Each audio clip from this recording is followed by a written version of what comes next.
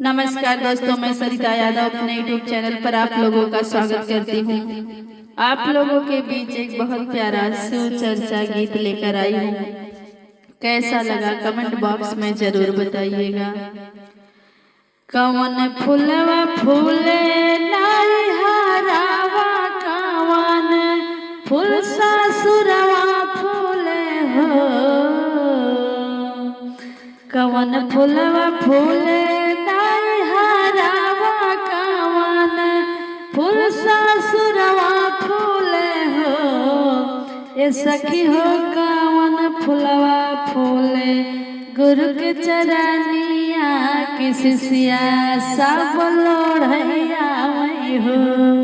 ए सखिया कवन फूलवा फूले गुरु के चरनिया की शिष्या सब लोढ़ैया वही हो।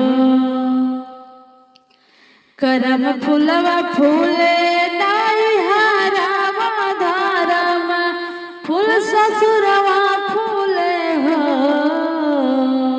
करम फूल फूले नाई हरावा, धरम फूल ससुरवा फूले हो। ए सखी हो दया फूलवा फूले गुरु के चरनिया त शिष्या सब लोढ़ैया वही हो।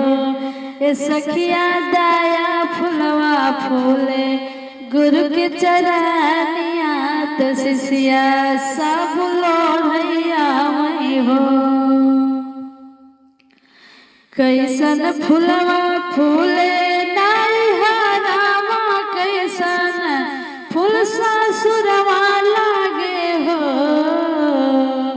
कैसन फूल लागे नाई हरावा, कैसन फूल ससुरवा लागे हो। इस सिया कैसन फूलवा लागे गुरु के चरनिया त शिष्या सब लोढ़ैया वही हो।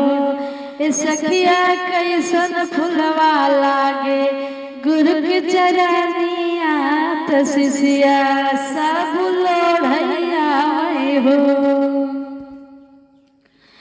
मन भावन लागे नाई हरावा, खट मीठ सासुरवा लागे हो।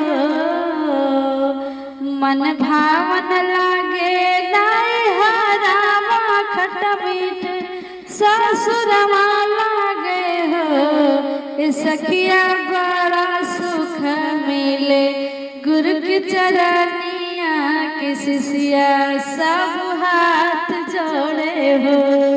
ए शिष्या बड़ा सुख मिले गुरु के चरनिया के शिष्या सब हाथ जोड़े हो। कवन फूलवा फूले नाई हरावा, कवन फूल ससुरवा फूले हो। कवन फूलवा फूले नाई हरावा, कवन फूल ससुरवा फूले हो। ए सखी हो कवन फूलवा फूले गुरु के चरनिया के शिष्या सब लोढ़ैया हो। ए सखिया कवन फूलवा फूले गुरु के चरनिया त शिष्या सब